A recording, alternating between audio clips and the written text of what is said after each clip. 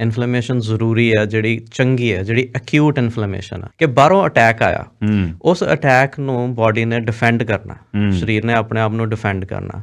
ਸੋ inflammation ਦਾ process ਉਹ ਫੌਜ ਆ ਜੀ। ਤੇ ਜਿਹੜੀ ਕ੍ਰੋਨਿਕ ਇਨਫਲੇਮੇਸ਼ਨ ਆ ਉਹ ਮਾੜੀ ਹੈ। ਤੇ ਕ੍ਰੋਨਿਕ ਇਨਫਲੇਮੇਸ਼ਨ ਜਿਹੜੇ ਡਿਜ਼ੀਜ਼ ਨੇ, ਹਾਰਟ ਡਿਜ਼ੀਜ਼ ਜਿਹਦੇ ਵਿੱਚ ਆਉਂਦਾ, ਜਿਹੜੀ ਪੂਅਰ ਵੈਜੀਟੇਰੀਅਨ ਡਾਇਟ ਆ, poor vegetarian diet that is worse than the meat diet.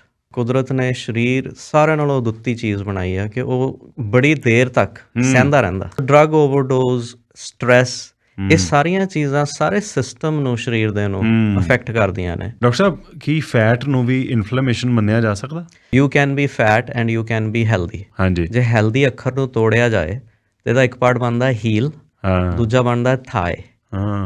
ਵੀ ਜਿਹੜਾ ਬੰਦਾ ਹੀਲ ਹੋ ਸਕਦਾ, ਇਹ ਨਹੀਂ ਕਿ ਜਿਹਨੂੰ ਕੋਈ ਪ੍ਰੋਬਲਮ ਹੀ ਹੈ ਨਹੀਂ। ਪਹਿਲਾਂ ਮਰਦਾਂ ਵਾਸਤੇ ਇਹੀ ਗਾਈਡਲਾਈਨ 10 ਸਾਲ ਪੁਰਾਣੀ ਕਹਿੰਦੀ ਸੀ ਕਿ ਹਫਤੇ ਦੇ ਵਿੱਚ 15 ਡਰਿੰਕਸ ਉਹਦਾ ਲੋ ਰਿਸਕ ਆ, ਤੇ ਫੀਮੇਲਸ ਵਾਸਤੇ ਸੀ 10 ਡਰਿੰਕਸ ਲੋ ਰਿਸਕ ਨੇ। ਐਲਕੋਹਲ ਇੱਕ ਸੋਸ਼ਲਾਈਜ਼ਿੰਗ ਦਾ ਤਰੀਕਾ। ਡਾਕਟਰ ਸਾਹਿਬ, ਫਰਵਰੀ ਦਾ ਮਹੀਨਾ ਹਾਰਟ ਹੈਲਥ ਮੰਥ, ਤੇ ਦਿਲ ਨੂੰ ਲੈ ਕੇ ਸ਼ਾਇਰਾਂ ਨੇ ਬਹੁਤ ਕੁਝ ਲਿਖਿਆ, ਦਿਲ ਨੂੰ ਲੈ ਕੇ ਡਾਕਟਰ ਤਾਂ ਆਪਣੀ ਜੋ ਖੋਜ ਹੈ, ਪੜਤਾਲ ਹੈ, ਰਿਸਰਚ ਤੋਂ ਕਰਦੇ ਰਹਿੰਦੇ ਨੇ।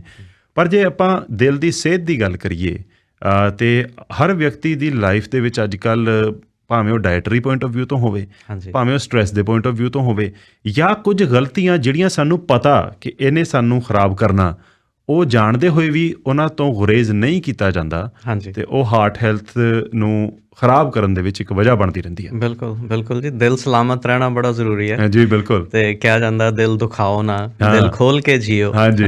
ਤੇ ਪਰ ਦਿਲ ਖੋਲ ਕੇ ਖਾਓ ਪੀਓ ਨਾ। ਸੋ ਖਾਓ ਪੀਓ ਇਸ ਤਰ੍ਹਾਂ ਜੋ ਦਿਲ ਵਾਸਤੇ ਚੰਗਾ ਹੋਵੇ। That's true. ਤੇ ਤੁਸੀਂ ਫਰਵਰੀ ਦਾ ਮਹੀਨਾ ਦੇਖੋ, ਕੋਇਨਸੀਡੈਂਸਸ ਹੁੰਦੇ ਆ, ਹਾਰਟ ਹੈਲਥ ਮੰਥ ਹੈ। ਮੈਨੂੰ ਨਹੀਂ ਪਤਾ ਆਪਸ 'ਚ ਕੋਈ ਲਿੰਕ ਹੈਗਾ ਜਾਂ ਨਹੀਂ, ਪਰ ਇੱਕ ਤਿਉਹਾਰ ਆਉਂਦਾ ਜਿਹੜਾ ਪੱਛਮੀ ਦੇਸ਼ਾਂ 'ਚ ਮਨਾਇਆ ਜਾਂਦਾ, ਵੈਲੈਂਟਾਈਨ ਡੇ, ਉਹ ਵੀ ਦਿਲ ਦੇ ਨਾਲ ਜੁੜਿਆ ਹੋਇਆ। ਬਿਲਕੁਲ। ਸੋ ਕਿਵੇਂ ਹਾਰਟ ਹੈਲਥ ਮੰਥ ਵੀ ਫਰਵਰੀ ਬਣ ਗਿਆ, ਉਹ ਵੀ ਫਰਵਰੀ 'ਚ ਆਉਂਦਾ ਜੀ। ਬਿਲਕੁਲ। ਡਾਕਟਰ ਸਾਹਿਬ, ਜੇ ਗੱਲ ਕਰੀਏ ਸਭ ਤੋਂ ਪਹਿਲਾਂ ਇਨਫਲੇਮੇਸ਼ਨ ਤੋਂ ਜੇ ਗੱਲ ਸ਼ੁਰੂ ਕਰੀਏ, ਕਿਉਂਕਿ ਇਨਫਲੇਮੇਸ਼ਨ ਕਈ ਵਾਰੀ ਇੰਟਰਨਲੀ ਇਸ ਹਿਸਾਬ ਨਾਲ ਬੋਡੀ ਦੇ ਵਿੱਚ ਪਣਪ ਰਹੀ ਹੁੰਦੀ ਆ, ਬੰਦੇ ਨੂੰ ਪਤਾ ਨਹੀਂ ਲੱਗਦਾ। ਕਈ ਵਾਰੀ ਕਿਸੇ ਨਾ ਕਿਸੇ ਸਮੱਸਿਆ ਦਾ ਜਦੋਂ ਡਾਕਟਰ ਪੜਚੋਲ ਕਰਦੇ ਨੇ, ਉਹ ਕਹਿੰਦੇ ਵੀ ਹੋਰ ਕੁਝ ਨਹੀਂ, ਇਨਫਲੇਮੇਸ਼ਨ ਆ। ਹਾਂਜੀ। ਇਨਫਲੇਮੇਸ਼ਨ ਹੈ ਕੀ ਚੀਜ਼? ਇਹ ਸਾਡੀ ਸਿਹਤ ਨੂੰ ਕਿਵੇਂ ਖਰਾਬ ਕਰਦੀ ਹੈ? ਸੋ ਵਿਜੇ, ਇਨਫਲੇਮੇਸ਼ਨ ਨਾ ਅੱਖਰ ਬਹੁਤ ਵਰਤਿਆ ਜਾਂਦਾ। ਹਾਂਜੀ। ਕ੍ਰੋਨਿਕ ਇਨਫਲੇਮੇਸ਼ਨ, ਐਕਿਊਟ ਇਨਫਲੇਮੇਸ਼ਨ, ਇਹ ਬੈਡ ਇਨਫਲੇਮੇਸ਼ਨ ਆ। ਸੋ ਹਰ ਚੀਜ਼ ਹੀ ਕਿਹਾ ਜਾਂਦਾ, heart disease, diabetes, even cancer, ਇਹ ਇਨਫਲੇਮੇਟਰੀ ਡਿਜ਼ੀਜ਼ ਨੇ। ਤੇ ਉੱਧਰੋਂ ਆਰਥਰਾਈਟਸ ਤੇ ਹੋਰ ਜਿਹੜੀਆਂ ਜੋੜਾਂ ਦਰਦਾਂ ਵਾਲੇ ਡਿਜ਼ੀਜ਼ ਆ, ਉਹਨਾਂ ਨੂੰ ਵੀ ਇਨਫਲੇਮੇਟਰੀ ਡਿਜ਼ੀਜ਼ ਕਿਹਾ ਜਾਂਦਾ ਜੀ। ਸੋ ਬੜਾ ਕਨਫਿਊਜ਼ਿੰਗ ਜਿਹਾ ਲੱਗਦਾ ਕਿ ਯਾਰ ਇਨਫਲੇਮੇਸ਼ਨ ਹਰ ਜਗ੍ਹਾ ਆ ਕੇ ਨੁਕਸਾਨ ਪਹੁੰਚਾਉਂਦੀ ਹੈ। ਹਾਂਜੀ। ਪਰ ਇਨਫਲੇਮੇਸ਼ਨ ਕੁਦਰਤ ਨੇ, ਸਰੀਰ ਨੇ ਇੱਕ ਪ੍ਰੋਸੈਸ ਬਣਾਇਆ ਜੋ ਕਿ ਆਪਣੇ ਲਈ ਲਾਹੇਵੰਦ ਆ। ਹਾਂਜੀ। ਇਨਫਲੇਮੇਸ਼ਨ ਜ਼ਰੂਰੀ ਹੈ, ਜਿਹੜੀ ਚੰਗੀ ਹੈ, ਜਿਹੜੀ ਅਕਿਊਟ ਇਨਫਲੇਮੇਸ਼ਨ ਆ। ਨਹੀਂ, is there something called a good inflammation as well? Absolutely. ਅੱਛਾ ਜੀ। ਗੁੱਡ ਇਨਫਲੇਮੇਸ਼ਨ ਤੋਂ ਬਿਨਾਂ ਆਪਣੀ ਬੋਡੀ 'ਚ ਹੀਲਿੰਗ ਹੋ ਹੀ ਨਹੀਂ ਸਕਦੀ। ਉਹ ਅੱਛਾ ਜੀ। ਸੋ ਜਿਹੜਾ ਹੀਲਿੰਗ ਪ੍ਰੋਸੈਸ ਆ, ਜੇ ਕਿਤੇ ਸੱਟ ਲੱਗ ਜਾਏ, ਕਿਤੇ ਕੱਟ ਲੱਗ ਜਾਏ, ਉਹ ਕੱਟ 'ਚ ਬਲੀਡਿੰਗ ਹੋਣੀ ਸ਼ੁਰੂ ਹੋ ਗਈ, ਸਰੀਰ ਸਭ ਤੋਂ ਪਹਿਲਾਂ ਬਲੀਡਿੰਗ ਰੋਕਦਾ, ਫਿਰ ਉਸ ਜਗ੍ਹਾ ਇਨਫਲੇਮੇਸ਼ਨ ਹੁੰਦੀ ਹੈ, ਉਹ ਜਗ੍ਹਾ ਥੋੜ੍ਹੀ ਜਿਹੀ ਸੁੱਜ ਜਾਂਦੀ ਹੈ ਜੀ। ਤੇ ਉਹ ਜਿਹੜੀ ਉਹ ਸੁੱਜ ਜਾਂਦੀ ਹੈ, ਉਹ ਉੱਥੇ ਸਾਰੀ ਸਪਲਾਈ ਭੇਜੀ ਜਾ ਰਹੀ ਉਹਨੂੰ ਰਿਪੇਅਰ ਕਰਨ ਦੀ, ਤੇ ਉੱਥੋਂ ਜਿਹੜਾ ਉਹ ਇੰਜਰੀ ਹੋਈ ਸੀ, ਜਿਹੜਾ ਧਮਾਕਾ ਹੋਇਆ ਸੀ, ਉਹਦੇ ਨਾਲ ਜੋ ਡੈਬਰੀ ਆ, ਜੋ ਹੁਣ ਨਹੀਂ ਕੰਮ ਦੀਆਂ ਚੀਜ਼ਾਂ, ਉਹਨਾਂ ਨੂੰ ਹਟਾਉਣ ਵਾਸਤੇ। ਰਾਈਟ। ਸੋ ਐਕਿਊਟ ਇਨਫਲੇਮੇਸ਼ਨ ਬਹੁਤ ਲਾਹੇਵੰਦ ਚੀਜ਼ ਆ। ਈਵਨ ਜਦੋਂ ਆਪਾਂ ਐਕਸਰਸਾਈਜ਼ ਕਰਦੇ ਹਾਂ, ਹਾਂਜੀ, ਮਸਲਸ ਜਦੋਂ ਆਪਣੇ ਸਟਰੋਂਗ ਹੁੰਦੇ ਆ, ਸੋ ਕਿਹਾ ਜਾਂਦਾ ਮਸਲ ਨੂੰ ਇੰਜਰੀ ਹੋਈ, ਹਾਂਜੀ, ਤੇ ਇੰਜਰੀ ਦੇ ਰਿਸਪੌਂਸ ਦੇ ਵਿੱਚ ਉਹ ਹੋਰ ਸਟਰੋਂਗ ਹੋਇਆ।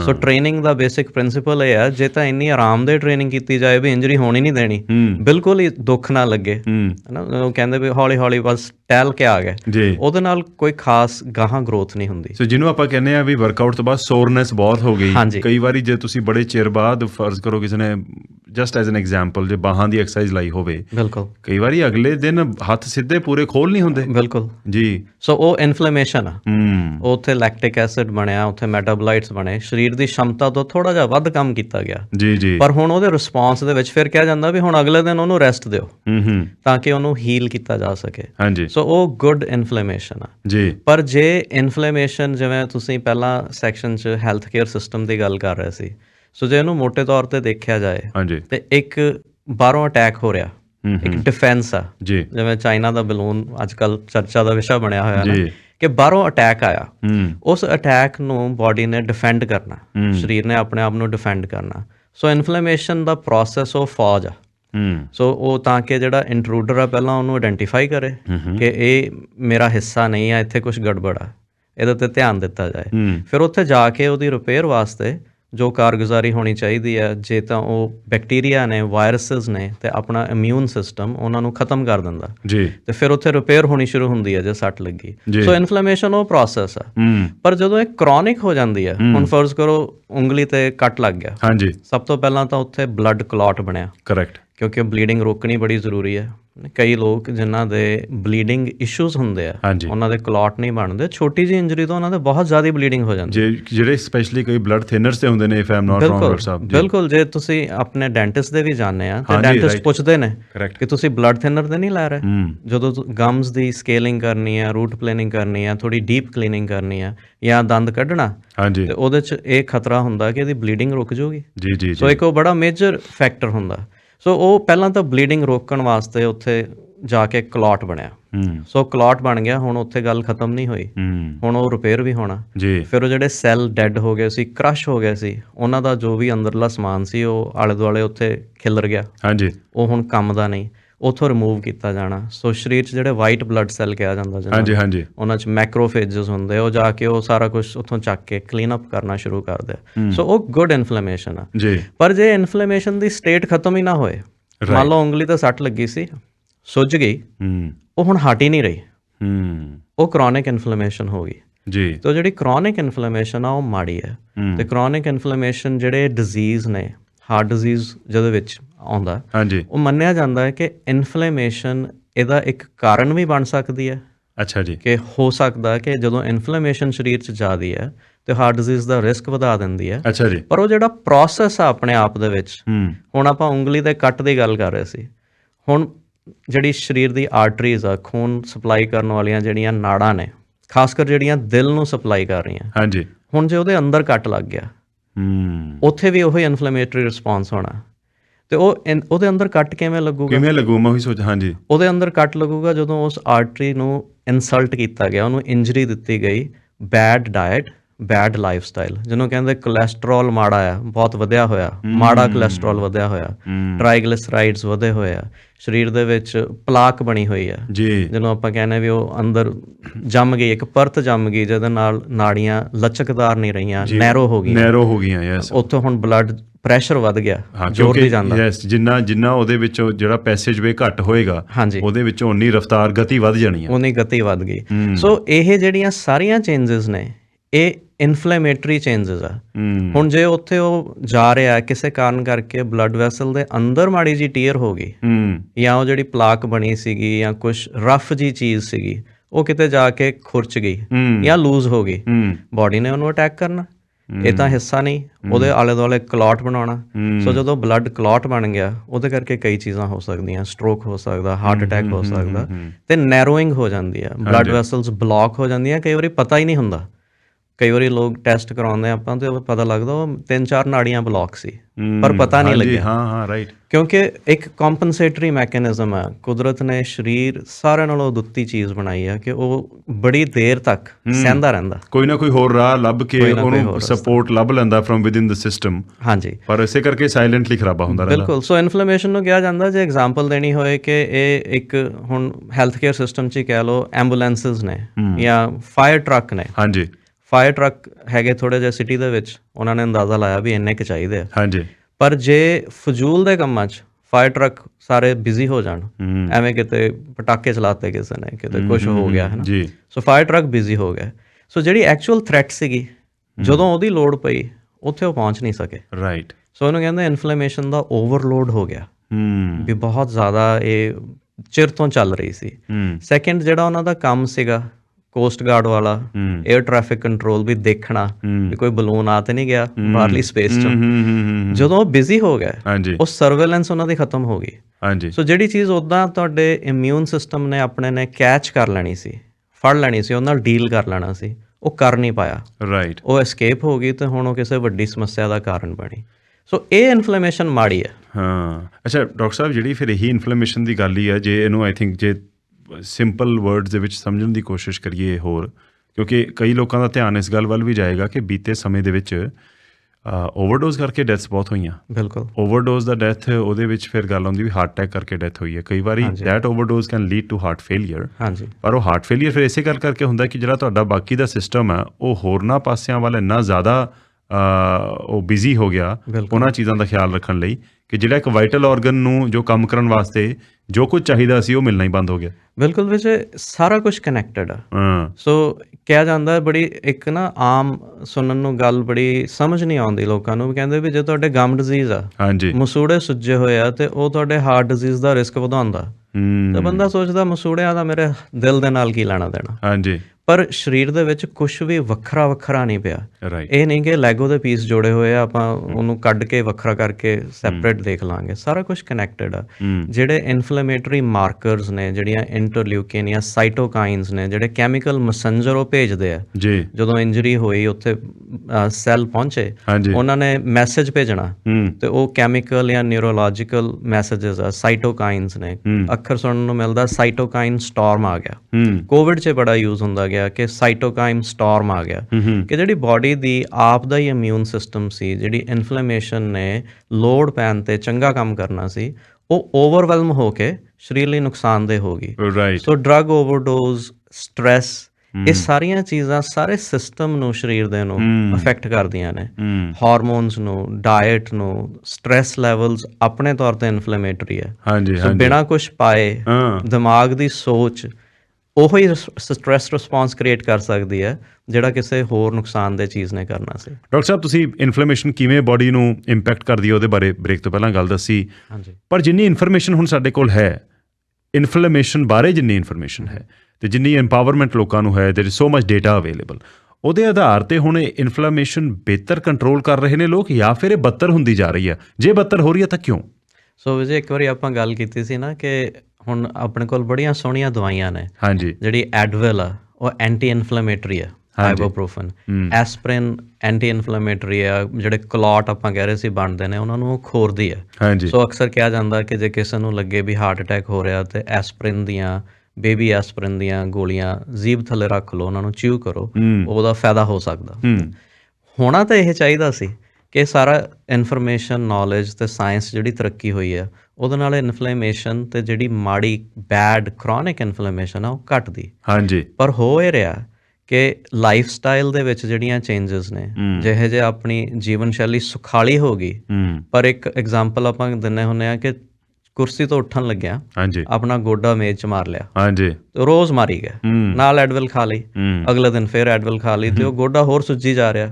ਹੁਣ ਐਡਵਿਲ ਇਨਫ ਨਹੀਂ, ਹੁਣ ਹੋਰ ਦਵਾਈ ਚਾਹੀਦੀ ਹੈ, ਪਰ ਉਹ ਗੋਡਾ ਮਾਰਨਾ ਬੰਦ ਨਹੀਂ ਕਰ ਰਿਹਾ। ਸੋ ਜਿਹੜੇ ਸਰੀਰ ਨੂੰ ਇੰਜਰੀ ਆ, ਜਿਹੜੀ ਇਨਸਲਟ ਕਰ ਰਹੇ ਆ ਲਾਈਫ ਸਟਾਈਲ ਦੇ ਨਾਲ ਤੇ ਡਾਇਟ ਦੇ ਨਾਲ, ਇਹ ਮੇਜਰ ਫੈਕਟਰ ਨੇ। ਸਟ੍ਰੈਸ ਇੱਕ ਮੇਜਰ ਫੈਕਟਰ ਆ, ਉਹ ਵਰਸ ਹੋ ਰਹੀ ਹੈ। ਜੇ ਆਮ ਅਨੁਮਾਨ ਲਾਇਆ ਜਾਏ ਕਿ ਆਲੇ ਦੁਆਲੇ ਕਿੰਨੇ ਕੁ ਲੋਕ ਬੜੇ ਖੁਸ਼, ਬੜੇ ਚੜ੍ਹਦੀ ਕਲਾ 'ਚ, ਬੜੇ ਸਕੂਨ 'ਚ ਨਜ਼ਰ ਆਉਂਦੇ ਨੇ, ਤੇ ਬਹੁਤ ਥੋੜ੍ਹੇ ਆ ਜੀ। ਸੋ ਜਿਹੜੀਆਂ ਟਵਿਨ ਪੀਕਸ ਨੇ, ਇੱਕ ਕਿਹਾ ਜਾਂਦਾ, ਜਦੋਂ ਆਪਾਂ ਜਾਂਦੇ ਹਾਂ ਹਾਈਕਿੰਗ ਤੇ, ਗਰਾਊਸ ਗ੍ਰਾਈਂਡ ਆ, ਗਰਾਊਸ ਗ੍ਰਾਈਂਡ ਬੱਸ ਕਰਾ ਦਿੰਦੀ ਬੰਦੇ। ਬਿਲਕੁਲ। ਇਮੈਜਿਨ ਕਰੋ 2 ਹੋਣ, ਉਹ ਕਹਿੰਦੇ ਵੀ ਤੁਹਾਨੂੰ ਉਦੋਂ ਗੰਡੋਲਾ ਥੱਲੇ ਲੈ ਕੇ ਆਊਗਾ ਜਦੋਂ ਦੂਜੀ ਵੀ ਜੜੋਗੇ।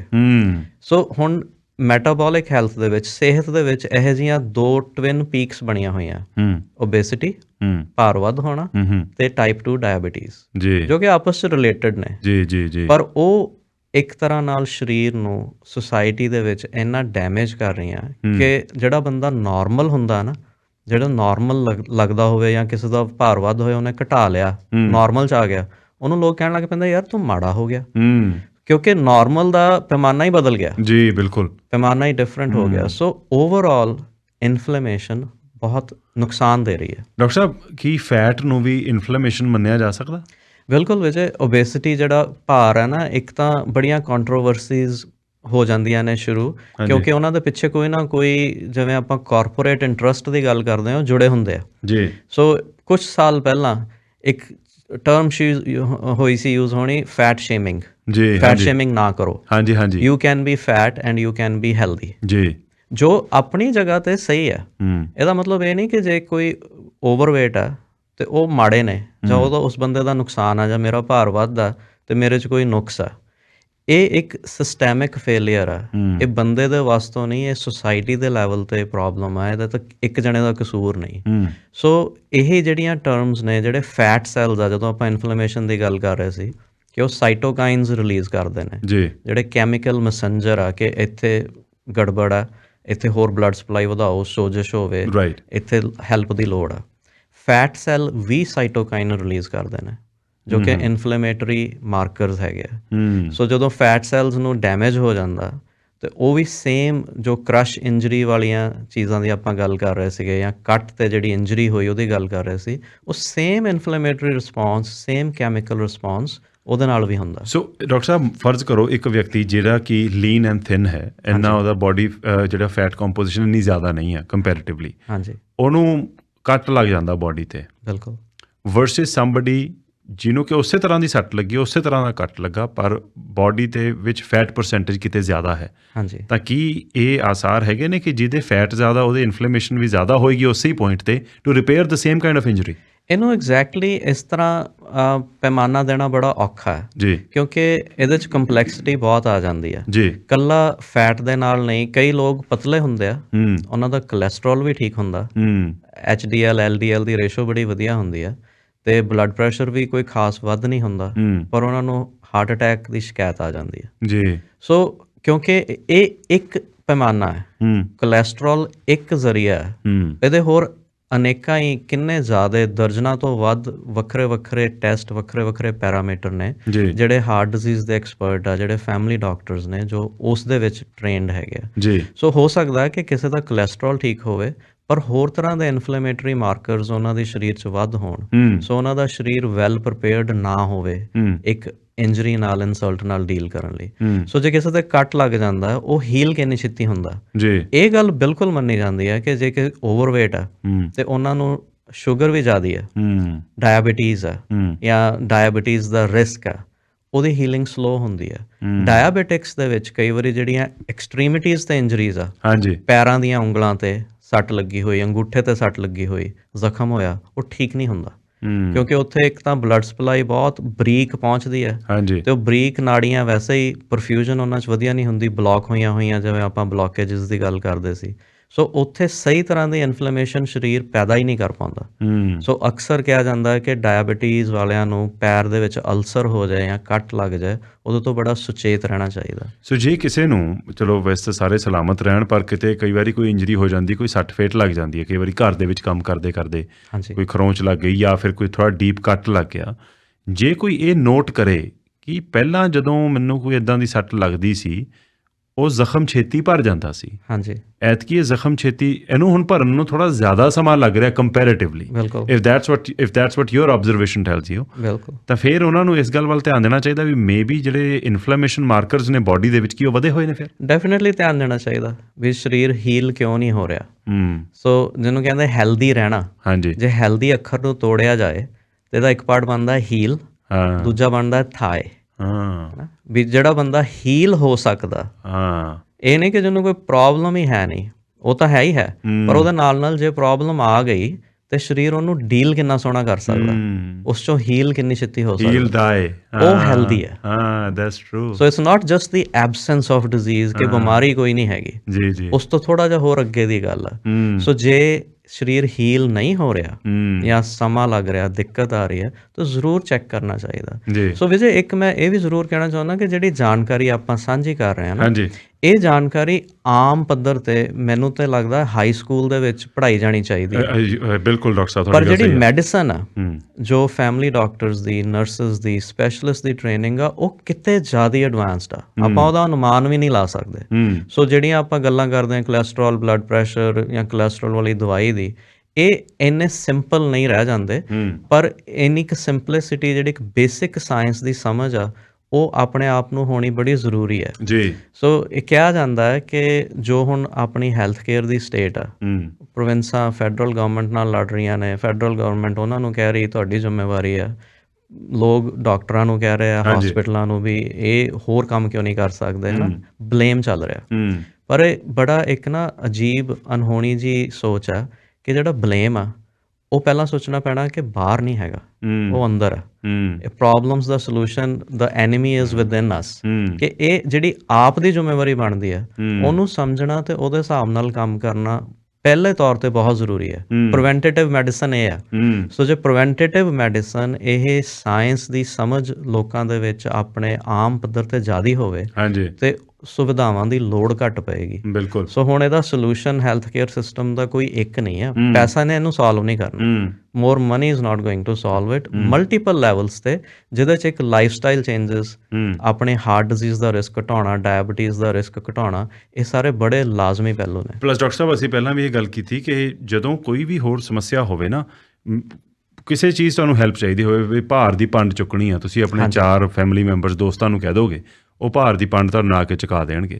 ਪਰ ਜਦੋਂ ਸਰੀਰ ਨੂੰ ਕੋਈ ਕਸ਼ਟ ਪੈ ਗਿਆ, ਉਹਦੇ ਵਿੱਚ ਉਹ ਤੁਹਾਡੇ ਉਸ ਸਮੇਂ ਦੇ ਵਿੱਚ ਤਾਂ ਕੋਈ ਮਦਦ ਕਰ ਸਕਦਾ, ਪਰ ਉਹ ਕਸ਼ਟ ਤਾਂ ਆਪ ਹੀ ਭੋਗਣਾ ਪੈਣਾ। ਇਸ ਕਰਕੇ ਜਿਹੜੀ ਤੁਸੀਂ ਇਹ ਗੱਲ ਕੀਤੀ ਨਾ, ਵੀ ਜਿਹੜੀ ਆਪਣੀ ਜ਼ਿੰਮੇਵਾਰੀ ਐਜ਼ ਇਨ ਨੌਲੇਜ ਹਾਸਲ ਕਰਕੇ, ਖੁਦ ਨੂੰ ਐਮਪਾਵਰ ਕਰਕੇ ਉਸ ਤਰ੍ਹਾਂ ਦੇ ਆਪਣੀ ਲਾਈਫ ਸਟਾਈਲ ਦੇ ਵਿੱਚ ਤਬਦੀਲੀਆਂ ਕਰੀਏ, ਸੋ ਦੈਟ ਸਾਨੂੰ ਜ਼ਰੂਰਤ ਘੱਟ ਤੋਂ ਘੱਟ ਪਏ ਸਿਸਟਮ ਦੇ ਉੱਪਰ ਡਿਪੈਂਡ ਹੋਣ ਦੀ। ਬਿਲਕੁਲ। ਤੇ ਜੇ ਡੈਫੀਨੇਟਲੀ ਐਮਰਜੈਂਸੀ ਹੋਵੇ, ਜੇ ਕੋਈ ਇੰਟਰੂਡਰ ਆ ਗਿਆ, ਉਦੋਂ ਫਿਰ ਉਹ ਸਿਸਟਮ ਉੱਥੇ ਹਾਜ਼ਰ ਹੋਵੇ ਵੀ ਤੁਹਾਨੂੰ ਬਚਾ ਸਕੇ। ਬਿਲਕੁਲ। ਪਰ ਜਿਹੜੀਆਂ ਗੱਲਾਂ ਉੱਥੇ ਨਹੀਂ ਜਾਣ ਦੀ ਲੋੜ ਸੀ, ਉਹ ਨਾ, ਐਵੇਂ ਛੋਟੀਆਂ ਫਾਇਰਸ ਨਾ ਹੋਣ। ਸੋ ਕ੍ਰੋਨਿਕ ਇਨਫਲੇਮੇਸ਼ਨ ਇੱਕ ਕਿਹਾ ਜਾਂਦਾ ਵੀ ਜਿੱਦਾਂ ਇੱਕ ਸੇਕ ਲੱਗਿਆ ਨਾ ਅੱਗ ਦਾ, ਵੀ ਗਲਤ ਜਗ੍ਹਾ ਤੇ ਫਾਇਰ ਪਲੇਸ ਔਨ ਕਰ ਲਈ ਜਾਂ ਉਹਦੇ ਲਾਗੇ ਕੋਈ ਚੀਜ਼ ਰੱਖਤੀ ਜਿਹੜੀ ਸੇਕ ਨਾਲ ਖਰਾਬ ਹੋ ਸਕਦੀ, ਤੇ ਹੌਲੀ ਹੌਲੀ ਉਹਨੂੰ ਡੈਮੇਜ ਹੋ ਰਿਹਾ। ਸੋ ਕ੍ਰੋਨਿਕ ਇਨਫਲੇਮੇਸ਼ਨ ਇਸ ਤਰ੍ਹਾਂ ਦੀ ਇਨਫਲੇਮੇਸ਼ਨ। ਡਾਕਟਰ ਸਾਹਿਬ, ਬੀਤੇ ਦਿਨੀ ਐਲਕੋਹਲ ਕੰਜ਼ੰਪਸ਼ਨ ਨੂੰ ਲੈ ਕੇ ਨਵੀਆਂ ਗਾਈਡਲਾਈਨਸ ਆਈਆਂ। ਹੁਣ ਉਹਦੇ ਵਿੱਚ ਇਹ ਕਿਹਾ ਜਾਂਦਾ ਹੈ ਕਿ ਜੇ ਸ਼ਰਾਬ ਦੇ ਖਤਰੇ ਤੋਂ ਬਚਣਾ, ਫਿਰ ਤਾਂ ਬਿਲਕੁਲ ਵੀ ਸ਼ਰਾਬ ਨਾ ਪੀਤੀ ਜਾਵੇ। ਪਰ ਲੋ ਰਿਸਕ ਡਰਿੰਕਿੰਗ ਬਿਹੇਵੀਅਰ ਹੈ, ਹਫਤੇ ਦੇ ਵਿੱਚ 2 ਸਟੈਂਡਰਡ ਡਰਿੰਕਸ। ਪਹਿਲਾਂ ਮਰਦਾਂ ਵਾਸਤੇ ਇਹੀ ਗਾਈਡਲਾਈਨ 10 ਸਾਲ ਪੁਰਾਣੀ ਕਹਿੰਦੀ ਸੀ ਕਿ ਹਫਤੇ ਦੇ ਵਿੱਚ 15 ਡਰਿੰਕਸ ਉਹਦਾ ਲੋ ਰਿਸਕ ਆ, ਤੇ ਫੀਮੇਲਸ ਵਾਸਤੇ ਸੀ 10 ਡਰਿੰਕਸ ਲੋ ਰਿਸਕ ਨੇ। ਪਰ ਹੁਣ for both man and woman ਕਰ ਦਿੱਤਾ ਗਿਆ 2 drinks a week is low risk. ਉਹ ਤੋਂ ਉੱਪਰ ਜੇ ਜ਼ਿਆਦਾ ਡਰਿੰਕਸ ਹੋਣਗੀਆਂ ਹਫਤੇ ਦੇ ਵਿੱਚ, ਮੋਰ ਦੈਨ 2, ਤਾਂ ਫਿਰ ਉਹਦਾ ਖਤਰਾ ਵੱਧਦਾ ਚਲਾ ਜਾਏਗਾ। ਹੁਣ ਐਲਕੋਹਲ ਕੰਜ਼ੰਪਸ਼ਨ ਦਾ ਹਾਰਟ ਹੈਲਥ ਦੇ ਉੱਪਰ ਕੀ ਅਸਰ ਪੈਂਦਾ ਜੀ? ਸੋ ਵਿਜੇ, ਜਿਹੜੀਆਂ ਇਨਫਲੇਮੇਸ਼ਨ ਦੇ ਉੱਪਰ ਕੀ ਅਸਰ ਪੈਂਦਾ? ਬਿਲਕੁਲ, ਜਿਹੜੀਆਂ ਗਾਈਡਲਾਈਨਸ ਨੇ ਜੀ, ਉਹਨਾਂ ਦਾ ਪਰਪਸ ਹੁੰਦਾ ਪ੍ਰੀਵੈਂਸ਼ਨ, ਕਿ ਇਹਨਾਂ ਨੂੰ ਲੋਕ ਫੋਲੋ ਕਰਨ ਤੇ ਉਹ ਸਮੱਸਿਆ ਬਣੇ ਨਾ ਜੀ। ਪਰ ਗਾਈਡਲਾਈਨਸ ਕਿਉਂਕਿ ਇੰਨੀਆਂ ਸਟਰੋਂਗਲੀ ਡਿਸਕਸ ਕੀਤੀਆਂ ਜਾਂਦੀਆਂ, ਆਮ ਬੰਦਾ ਜੇ ਮੈਨੂੰ ਕਿਸੇ ਚੀਜ਼ ਬਾਰੇ ਜਾਣਕਾਰੀ ਚਾਹੀਦੀ ਹੈ, ਮੈਂ ਜਾ ਕੇ ਹਾਰਟ ਐਸੋਸੀਏਸ਼ਨ ਦੀ ਵੈਬਸਾਈਟ ਤੇ ਦੇਖੂੰਗਾ ਕਿ ਇਹ ਕੀ ਕਹਿੰਦੇ, ਉਹਦਾ ਇਨਫਲੂਐਂਸ ਬਹੁਤ ਪੈਂਦਾ। ਸੋ ਜਿਹੜੀ ਲੌਬਿੰਗ ਹੁੰਦੀ ਹੈ ਇੰਡਸਟਰੀ ਦੀ, ਜਿਹੜੇ ਚਾਹੁੰਦੇ ਆ ਵੀ ਸਾਡਾ ਸਮਾਨ ਹੋਰ ਵਿਕੇ, ਉਹ ਬੜਾ ਜ਼ੋਰ ਲਾਉਂਦੇ ਵੀ ਗਾਈਡਲਾਈਨ ਕਿਸੇ ਤਰ੍ਹਾਂ ਇੱਦਾਂ ਦੀ ਬਣਾਈ ਜਾਏ ਕਿ ਇੰਨਾ ਨੁਕਸਾਨ ਨਾ ਲੱਗੇ ਇਸ ਬਿਹੇਵੀਅਰ ਦਾ ਜੋ ਅਸੀਂ ਚਾਹੁੰਦੇ ਆ ਵੀ ਸਾਡੀ ਚੀਜ਼ ਖਰੀਦੋ। ਸੋ ਬੜੇ ਸਾਲ ਪਹਿਲਾਂ ਟੋਬੈਕੋ ਇੰਡਸਟਰੀ ਇਹੀ ਪਲੇਬੁੱਕ ਯੂਜ਼ ਕਰਦੀ ਹੁੰਦੀ ਸੀ ਜੀ। ਤੇ ਈਵਨ ਮੈਡੀਕਲ ਜਰਨਲਸ ਦੇ ਵਿੱਚ ਸੁਣਨ ਨੂੰ ਆਉਂਦਾ ਕਿ ਟੋਬੈਕੋ ਦੀਆਂ, ਸਿਗਰਟਸ ਦੀਆਂ ਐਡਸ ਹੁੰਦੀਆਂ ਸੀ, ਟੀਵੀ ਤੇ ਵੀ ਆਉਂਦੀਆਂ ਸੀ। ਕਈ ਦਹਾਕੇ ਲੱਗੇ ਉਸ ਚੀਜ਼ ਨੂੰ ਖਤਮ ਹੋਣ ਨੂੰ, ਤੇ ਹੁਣ ਇਹ ਨਹੀਂ ਮਿਲਦਾ ਦੇਖਣ ਨੂੰ। ਹੁਣ ਬਹੁਤ ਘੱਟ ਐਡ ਆਉਂਦੀ ਆ ਟੋਬੈਕੋ ਦੀ। ਪਰ ਐਲਕੋਹਲ ਹੁਣ ਇੱਕ ਐਸੀ ਪ੍ਰੋਡਕਟ ਆ ਜਿਹਦੇ ਨਾਲ ਰੈਵਨਿਊ ਬਹੁਤ ਆਉਂਦਾ, ਸਰਕਾਰਾਂ ਨੂੰ ਵੀ ਤੇ ਕੰਪਨੀਆਂ ਨੂੰ ਵੀ, ਤੇ ਉਹਨੂੰ ਘੱਟ ਨੁਕਸਾਨਦੇਹ ਦਿਖਾ ਕੇ ਗਾਈਡਲਾਈਨਸ ਨੂੰ ਇਨਫਲੂਐਂਸ ਕੀਤਾ ਜਾਂਦਾ ਸੀ। ਸੋ ਆਪਾਂ ਅੱਗੇ ਵੀ ਇੱਕ ਵਾਰੀ ਗੱਲ ਕੀਤੀ ਸੀ ਕਿ safe amount of alcohol is 0 brain health ਵਾਸਤੇ। ਜਿਹੜੇ ਅਲਜ਼ਾਈਮਰਸ ਦੀ, ਡਿਮੈਂਸ਼ੀਆ ਦੀ ਰਿਸਰਚ ਆ, ਉਹਦੇ 'ਚ ਬੜਾ ਕਲੀਅਰ ਆ। ਤੇ ਗਾਈਡਲਾਈਨਸ ਇੱਕ ਤੇ ਇਹ ਬੜਾ ਸਮਝਣਾ ਜ਼ਰੂਰੀ ਹੈ ਕਿ ਵੇਟ ਨਹੀਂ ਕਰ ਸਕਦੇ ਆਪਾਂ ਕਿ ਗਾਈਡਲਾਈਨ ਸਹੀ ਆਊਗੀ ਉਦੋਂ ਤੋਂ ਸੁਧਰਾਂਗੇ। ਹਾਂਜੀ, ਸਿਹਤ ਆਪਣੀ ਹੈ, ਗਾਈਡਲਾਈਨ ਪਤਾ ਨਹੀਂ ਕਿੰਨੇ ਦਹਾਕੇ ਚੇਂਜ ਹੁੰਦੀ ਰਹਿਣੀ ਹੈ, ਉਸ ਤੋਂ ਸਿੱਖਿਆ ਜ਼ਰੂਰ ਲਈ ਜਾਏ ਜੀ। ਸੋ ਅੱਗੇ ਜੋ ਇੱਕ ਦਿਨ ਦਾ ਪੈਮਾਨਾ ਸੀ ਉਹ ਹੁਣ ਹਫਤੇ ਦਾ ਹੋ ਗਿਆ। I think simplest way to put it. ਬਿਲਕੁਲ ਸਹੀ ਗੱਲ ਹੈ। ਅੱਗੇ 7 ਦਿਨ 14 ਡਰਿੰਕਸ, ਤੇ ਹੁਣ ਉਹਨੇ ਕਹਿਤਾ ਵੀ ਇੱਕ ਵੀਕ ਦੇ ਵਿੱਚ 1 ਜਾਂ 2 ਡਰਿੰਕਸ। ਇਸ ਤੋਂ ਵੱਧ ਦੇ ਨੁਕਸਾਨ ਨੇ, but the safe amount is 0। So alcohol ਦਾ ਸਾਰੇ ਸਰੀਰ ਤੇ ਅਸਰ ਪੈਂਦਾ, ਜਿਹਨੂੰ ਆਪਾਂ ਮੈਟਾਬੋਲਿਕ ਸਿੰਡਰੋਮ ਕਹਿੰਦੇ ਆ, ਜਿਵੇਂ ਓਬੇਸਿਟੀ, ਟਾਈਪ 2 ਡਾਇਬਟੀਜ਼, ਕਿ ਬਲੱਡ ਪ੍ਰੈਸ਼ਰ ਵਧਿਆ, ਬਲੱਡ ਸ਼ੂਗਰ ਵਧੀ, ਕੋਲੈਸਟਰੋਲ ਵਧਿਆ, ਟਰਾਈਗਲਿਸਰਾਈਡਸ ਵਧੇ। ਇੱਕ ਐਸਾ ਇੰਟਰੂਡਰ ਸਰੀਰ 'ਚ ਪਾਤਾ ਜਿਹਦਾ ਲੋੜ ਨਹੀਂ ਸੀ। ਨਿਊਟ੍ਰੀਸ਼ਨ ਉਹਨੇ ਕੋਈ ਨਹੀਂ ਦੇਣੀ, ਕਿਸੇ ਵੀ ਸਰੀਰ ਦੇ ਕੰਮ 'ਚ ਉਹਨੇ ਹੈਲਪ ਨਹੀਂ ਕਰਨੀ, ਪਰ ਸਰੀਰ ਨੂੰ, ਲਿਵਰ ਨੂੰ ਉਹਦੇ ਨਾਲ ਡੀਲ ਕਰਨਾ ਪੈਣਾ, ਕਿਉਂਕਿ ਉਹ ਟੌਕਸਿਕ ਆ। ਜਿਹੜੀ ਐਥੇਨੋਲ ਆ, ਜਿਹੜੀ ਅਲਕੋਹਲ ਆ, ਐਥੇਨੋਲ ਇਟਸੈਲਫ ਜੇ ਕੋਈ ਜ਼ਿਆਦਾ ਕੰਜ਼ਿਊਮ ਕਰ ਲਵੇ ਤੇ ਹਾਰਟ ਵਾਸਤੇ ਟੌਕਸਿਕ ਆ। ਉਹਦੇ ਨਾਲ ਜਿਹੜਾ ਹਾਰਟ ਦਾ ਮਸਲ ਆ ਉਹਨੂੰ ਕਹਿੰਦੇ ਕਾਰਡੀਓਮਾਇਓਪੈਥੀ ਹੋ ਗਈ, ਕਿ ਜਿਹੜਾ ਹਾਰਟ ਦਾ ਮਸਲ ਸੀਗਾ ਉਹ ਡਿਜ਼ੀਜ਼ਡ ਹੋ ਗਿਆ, ਉਹਨੂੰ ਨੁਕਸਾਨ ਹੋਇਆ। ਪਰ ਜਿਹੜੇ ਐਥਨੋਲ ਦੇ ਬਾਈ ਪ੍ਰੋਡਕਟਸ ਨੇ, ਜੋ ਐਸੀਟਲਡੀਹਾਈਡ ਬਣਦਾ, ਲਿਵਰ ਉਹਨੂੰ ਜਾ ਕੇ ਕਿੰਨਾ ਜ਼ੋਰ ਲਾਉਂਦਾ ਵੀ ਡੀਟੌਕਸੀਫਾਈ ਕਰਦਾ, ਉਹ ਸਾਰੇ ਜਿਹੜੇ ਮੈਟਾਬੋਲਿਕ ਪ੍ਰੋਡਕਟਸ ਆ ਜੋ ਪ੍ਰੋਸੈਸ ਚੱਲ ਰਿਹਾ, ਉਹ ਇੱਕ ਇਸ ਇੰਟਰੂਡਰ ਦੀ ਤਰ੍ਹਾਂ ਜਿਹੜਾ ਅਵੋਇਡ ਕੀਤਾ ਜਾ ਸਕਦਾ ਸੀ, ਪਰ ਜਿਹਨੇ ਹੁਣ ਸਰੀਰ ਦੀ ਬੜੀ ਸ਼ਮਤਾ ਖਿੱਚ ਲਈ ਆਪਣੇ ਵੱਲ ਜੀ, ਤੇ ਉਹਦੇ ਕਰਕੇ ਜੋ ਕੁਝ ਹੋਰ ਹੋ ਰਿਹਾ, ਸ਼ੂਗਰ ਵੱਧ ਰਹੀ ਹੈ। ਐਥਨੋਲ ਜਿਹੜੀ ਐਲਕੋਹਲ ਆ ਉਹ ਸ਼ੂਗਰ ਦੀ ਫਰਮੈਂਟੇਸ਼ਨ ਤੋਂ ਬਣਦੀ ਆ, ਸੋ ਇੱਕ ਤਰ੍ਹਾਂ ਦਾ ਸ਼ੂਗਰ ਮੋਲੀਕਿਊਲ ਨੂੰ ਹੋਰ ਚੇਂਜ ਕਰਕੇ। ਹਾਂਜੀ। ਸੋ ਟਾਈਪ 2 ਡਾਇਬਟੀਜ਼ ਦਾ ਰਿਸਕ, ਬਲੱਡ ਪ੍ਰੈਸ਼ਰ ਦਾ ਰਿਸਕ ਐਲਕੋਹਲ ਕੰਜ਼ੰਪਸ਼ਨ ਦੇ ਨਾਲ ਵੱਧਦਾ ਜੀ। ਸੋ ਜਿਹੜੇ ਵੀ ਇਹ ਸਾਰੇ ਇਨਫਲੇਮੇਟਰੀ ਪ੍ਰੋਸੈਸਸ ਦੀ ਆਪਾਂ ਗੱਲ ਕਰਦੇ ਹਾਂ, ਉਹ ਸਾਰੇ ਹੀ ਵਰਸ ਹੁੰਦੇ ਨੇ। ਪਲੱਸ ਇਟਸੈਲਫ ਆਪਣੇ ਆਪ ਦੇ ਵਿੱਚ ਇੱਕ ਟੌਕਸਿਕ ਆ ਜੀ। ਸੈਕਿੰਡ ਵਿੱਚ ਇਹ ਦੇਖਣਾ ਬੜਾ ਜ਼ਰੂਰੀ ਹੈ ਕਿ ਐਲਕੋਹਲ ਅਟਰੈਕਟਿਵ ਹੈ ਕਿਉਂ। ਅਟਰੈਕਟਿਵ ਹੈ, ਇੱਕ ਤਾਂ ਲੋਕ ਸੋਚਦੇ ਆ ਕਿ ਸਟ੍ਰੈਸ ਘਟਦੀ ਹੈ, ਪਰ ਸਾਇੰਸ ਬੜੀ ਕਲੀਅਰ ਆ ਕਿ ਇੱਕ ਸਟ੍ਰੈਸ ਦਾ ਨਾ ਬੇਸ ਲੈਵਲ ਆ ਆਪਣੇ ਸਰੀਰ ਦੇ ਵਿੱਚ, ਜੋ ਜ਼ਿੰਦਾ ਰਹਿਣ ਲਈ ਬੜਾ ਜ਼ਰੂਰੀ ਹੈ ਜੀ। ਐਟੀਟਿਊਡ ਆਪਣਾ ਸਹੀ ਰੱਖਣਾ ਬਹੁਤ, ਸਟ੍ਰੈਸ ਨੂੰ ਮਾੜਾ ਨਹੀਂ ਸਮਝਣਾ ਚਾਹੀਦਾ, ਸਟ੍ਰੈਸ ਜ਼ਰੂਰੀ ਹੈ ਇੱਕ ਕਿਸਮ ਦੀ, ਉਸ ਤੋਂ ਬਿਨਾਂ ਤੇ ਆਪਾਂ ਬੈੱਡ ਚੋਂ ਹੀ ਨਹੀਂ ਨਿਕਲਾਂਗੇ। ਪਰ ਜਿਹੜਾ ਐਲਕੋਹਲ ਕੰਜ਼ੰਪਸ਼ਨ ਦੇ ਨਾਲ ਸਟ੍ਰੈਸ ਦਾ ਬੇਸ ਲਾਈਨ ਲੈਵਲ ਆ ਨਾ, ਉਹ ਹੀ ਵੱਧ ਜਾਂਦਾ। ਸੋ ਜਿਹੜਾ ਉਹਨੇ ਬੇਸ ਲਾਈਨ ਲੈਵਲ ਵਧਾਇਆ ਹੁੰਦਾ ਉਹਨੂੰ ਹੀ ਥੋੜਾ ਜਿਹਾ ਘਟਾਉਂਦੀ ਟੈਂਪਰੇਰੀਲੀ, ਪਰ ਫਿਰ ਵਧਾ ਦਿੰਦੀ ਹੈ, ਸੋ ਸਟ੍ਰੈਸ ਘਟਦਾ ਨਹੀਂ ਜੀ। ਪਰ ਦੂਸਰੀ ਗੱਲ, ਐਲਕੋਹਲ ਇੱਕ ਸੋਸ਼ਲਾਈਜ਼ਿੰਗ ਦਾ ਤਰੀਕਾ, ਸੋ ਜਿਹੜਾ ਸੋਸ਼ਲਾਈਜ਼ਿੰਗ ਪਾਰਟ ਆ ਉਹ ਬੜਾ ਵਧੀਆ। ਸੋ ਮੇਰੀ ਇਸੇ ਵੀਕਐਂਡ ਤੇ ਮੇਰੇ ਦੋਸਤ ਨੇ, ਉਹਨਾਂ ਨਾਲ ਗੱਲ ਹੋ ਰਹੀ ਸੀ ਕਿ ਜੋ ਲੋਕ ਰੈਗੂਲਰਲੀ ਪੱਬ ਜਾਂਦੇ ਨੇ ਜਾਂ ਵੀਕਐਂਡ ਤੇ ਪਾਰਟੀ ਕਰਦੇ ਨੇ, ਖੁਸ਼ ਹੁੰਦੇ ਨੇ, ਗੱਲਾਂ ਬਾਤਾਂ ਕਰਕੇ ਆਪਣਾ ਸਾਂਝਾ ਕਰਦੇ ਦੁੱਖ ਸੁੱਖ ਜੀ, ਉਹ ਬੜਾ ਚੰਗਾ ਪਾਰਟ ਆ। ਪਰ ਐਲਕੋਹਲ ਉਹਦਾ ਕੇਂਦਰ ਬਣਦੀ ਹੈ, ਉਹਦੇ ਆਲੇ ਦੁਆਲੇ ਜੁੜਦੇ ਨੇ, ਉਹ ਮਾੜਾ ਪਾਰਟ ਆ। ਹੁਣ ਜੇ ਕੋਈ ਬੰਦਾ ਡੀ ਐਡਿਕਸ਼ਨ ਦੀ ਟਰੀਟਮੈਂਟ ਲੈ ਰਿਹਾ ਤੇ ਉਹਦੇ ਉਹ ਦੋਸਤ ਛੁੱਟ ਜਾਂਦੇ ਆ, ਸੋ ਬੜੀ ਵੱਡੀ ਸਮੱਸਿਆ ਬਣ ਜਾਂਦੀ ਹੈ ਉਹਦੇ ਲਈ ਕਿ ਉਹ ਇਕੱਲਾਪਨ ਬਹੁਤ ਮਹਿਸੂਸ ਕਰਦਾ ਜੀ, ਕਿਉਂਕਿ ਉਹ ਜਿਹੜੀ ਇੱਕ ਸ਼ੇਅਰਿੰਗ ਸੀਗੀ ਸੋਸ਼ਲ ਕਨੈਕਸ਼ਨ ਦੀ, ਉਹ ਨਹੀਂ ਹੋ ਰਹੀ। ਪਰ ਚੰਗੀ ਗੱਲ ਇਹ ਹੈ ਨਾ ਵੀ ਜੇ ਜਾਪਾਨ ਦੇ ਵਿੱਚ ਇੱਕ ਟੀ ਸੈਰੇਮਨੀ ਕੀਤੀ ਜਾਂਦੀ ਹੈ, ਉਹ ਟੀ ਸੈਰੇਮਨੀ ਐ ਨਹੀਂ ਹੁੰਦੀ ਕਿ ਘਰੇ ਕੋਈ ਆਇਆ ਫਟਾਫਟ ਚਾਹ ਬਣਾਈ ਤੇ ਬਿਸਕੁਟ ਮਿਠਾਈ ਰੱਖੇ ਪਿਆ ਤੇ, ਉਹ ਕਹਿੰਦੇ ਵੀ ਇਹ ਟੀ ਮਾਸਟਰ ਕਰੂਗਾ। ਸੋ ਉਹਦਾ ਮਤਲਬ ਕੀ ਆ, ਉਹ ਬੜੇ ਇੱਕ ਖਾਸ ਤਰੀਕੇ ਨਾਲ ਤੁਹਾਨੂੰ ਇਨਵਾਈਟ ਕਰਦੇ ਆ ਘਰ, ਤੁਸੀਂ ਜਾਓ, ਫਿਰ ਇੱਕ ਕਮਰਾ ਹੈ ਉਹ ਟੀ ਰੂਮ ਹੈ, ਉਹ ਟੀ ਰੂਮ ਦੇ ਵਿੱਚ ਸਿਰਫ ਚਾਹ ਹੀ ਪੀਤੀ ਜਾਂਦੀ ਹੈ, ਤੇ ਉਹ ਥੱਲੇ ਬਿਠਾ ਕੇ ਸੈਂਟਰ ਦੇ ਵਿੱਚ ਉਹ ਚਾਹ ਬਣਾਉਂਦੇ ਨੇ, ਛੋਟੇ ਛੋਟੇ ਕੱਪਾਂ 'ਚ ਸਰਵ ਕਰਦੇ ਨੇ। ਉਹ ਜਿਹੜਾ ਮਾਹੌਲ ਆ, ਉਹ ਮਾਹੌਲ ਕਨੈਕਸ਼ਨ ਤੇ ਸ਼ੇਅਰਿੰਗ ਦਾ ਮਾਹੌਲ ਆ ਜੀ, ਉਹ ਬੜਾ ਲਾਜ਼ਮੀ ਹੈ ਜੀ। ਸੋ ਐਲਕੋਹਲ ਆਪਣੇ ਆਪ ਦੇ ਵਿੱਚ ਬਹੁਤ ਨੁਕਸਾਨ ਕਰਦੀ ਹੈ, ਪੋਇਜ਼ਨਸ ਹੈ, ਸਲੋ ਪੋਇਜ਼ਨ ਹੈ, ਇਹਦਾ ਕੋਈ ਫਾਇਦਾ ਨਹੀਂ, ਸਟ੍ਰੈਸ ਵੀ ਘਟਾਉਂਦੀ ਨਹੀਂ, ਇਹ ਖੁਸ਼ਫਹਿਮੀ ਹੈ। ਪਰ ਜਿਹੜਾ ਮਾਹੌਲ ਹੈ ਨਾ, ਉਹਨੂੰ ਬਣਾਉਣਾ ਬੜਾ ਜ਼ਰੂਰੀ ਹੈ ਜੀ। ਇੱਕ ਸੁਸਾਇਟੀ ਦੀ ਕਮੀ ਇਹ ਹੋ ਜਾਂਦੀ ਹੈ ਕਿ ਚੰਗੀਆਂ ਚੀਜ਼ਾਂ ਪਿੱਛੇ ਉਹ ਮਾਹੌਲ ਕ੍ਰੀਏਟ ਨਹੀਂ ਕਰ ਪਾਉਂਦੇ। ਤੇ ਬੜੀ ਵਾਰੀ ਵਿਜੇ ਮੇਰੇ ਨਾਲ ਪਰਸਨਲੀ ਇਸ ਤਰ੍ਹਾਂ ਹੋਇਆ ਕਿ ਮੇਰੇ ਕੁਛ ਦੋਸਤ ਜਿਹੜੇ ਸ਼ੌਕੀਨ ਨੇ, ਉਹ ਡਰਿੰਕ ਕਰਨਾ ਲਾਈਕ ਕਰਦੇ ਆ ਤੇ ਮੈਨੂੰ ਬੜੇ ਚੰਗੇ ਲੱਗਦੇ ਆ, ਅਸੀਂ ਬਹੁਤ ਇਕੱਠੇ ਹੁੰਦੇ। ਕੁਛ ਇੱਕ ਵਾਰੀ ਕਿਸੇ ਨਾ ਕਿਸੇ ਕਾਰਨ ਕਰਕੇ ਉਸ ਦਿਨ ਡਰਿੰਕ ਉਹਨਾਂ ਨੇ ਨਹੀਂ ਕੀਤੀ ਜੀ, ਤੇ 2-3 ਘੰਟੇ ਬਾਅਦ ਕਹਿੰਦੇ ਯਾਰ ਸਵਾਦ ਤਾਂ ਓਨਾ ਹੀ ਆਇਆ ਜੀ, ਕਿਉਂਕਿ ਉਹ ਸਵਾਦ ਆ ਰਿਹਾ ਸੀ ਗੱਲਾਂ ਬਾਤਾਂ ਦਾ ਜੀ, ਬਿਲਕੁਲ ਜਿਹੜੀ ਸਾਂਝ ਸੀਗੀ।